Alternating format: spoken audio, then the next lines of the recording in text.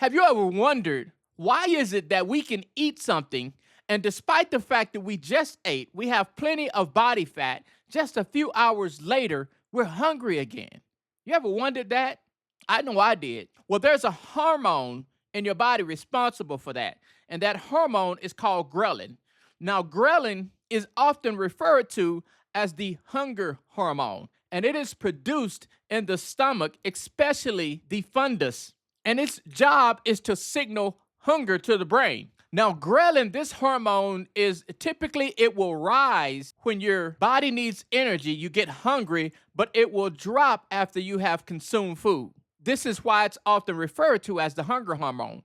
Now, we don't want to get this hormone confused with the stretch receptors on our stomach. These are mechanical sensors on the wall lining of our stomach, and they communicate back and forth to our brain through the vagus nerves. These are physical expansions, and they are triggered with volume and pressure, the volume of food that's in your stomach, to let you know that you're full. And that is communicated to your brain through the vagus nerves.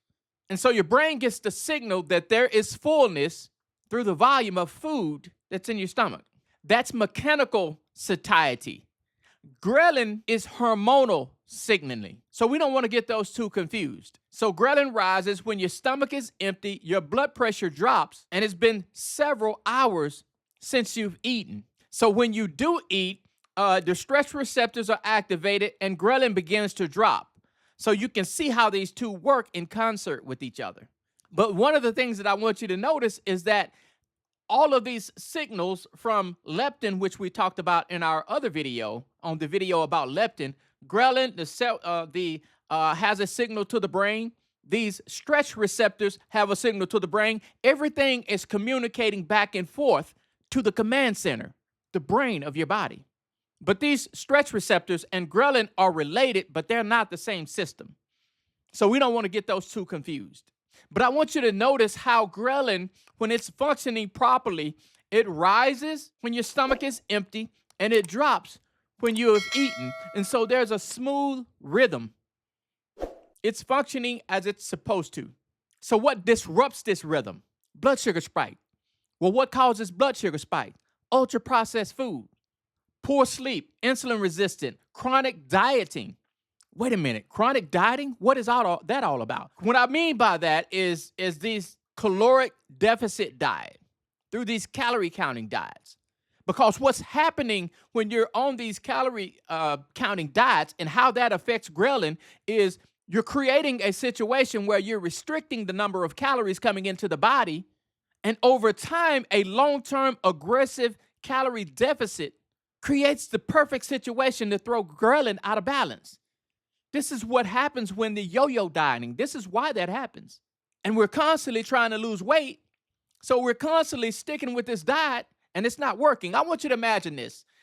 And here's how I want you to think about this. And I know there are people who are on these caloric diets or these calorie counting diets who are trying to lose weight. They're trying to do what they think is best for their health. I get that. But I want you to think of it like this. So say you're walking in the wrong direction. You're going in the wrong direction and you need to go in the right direction. So what happens if you slow your pace? So now you're walking slower in the wrong direction. How does that get you going back in the right direction? It doesn't. It doesn't. You need to turn around. So what these calorie deficit diets are doing is they're having you just restrict the number of calories. You're eating the wrong food, but we're going to restrict the number of wrong food. That doesn't help. That doesn't work. You need to turn around and go back the other way. But this is the atmosphere that these diets create. So there's a constant spike in glucose, trigger insulin, then a crash, then hungry again. And it's just a constant cycle. So in our video on leptin, we talked about how when the signal between your fat cells in your brain through leptin is broken, or your brain is not receiving the signal, your brain thinks the energy is low. You're low on energy. And when that happens, ghrelin signaling becomes stronger. You ever heard of the term ravenous hunger? It's the perfect situation for that scenario. But you see how all of these processes are interlocked, how they're intertwined, they work together. And the breaking of one of them breaks them all. So what's more important than a caloric deficit is consuming the right foods that stops spiking insulin and heals your metabolism. Now you're going in the right direction. And when you're going in the right direction, it doesn't matter how fast or slow you're going. You're going in the right direction. That's all that matters. Stop going in the wrong direction and start going in the right direction. And you do that by cutting the foods that keep you going in the wrong direction. So you're not hungry because you're weak. You're hungry because your signals or your signaling system is dysregulated.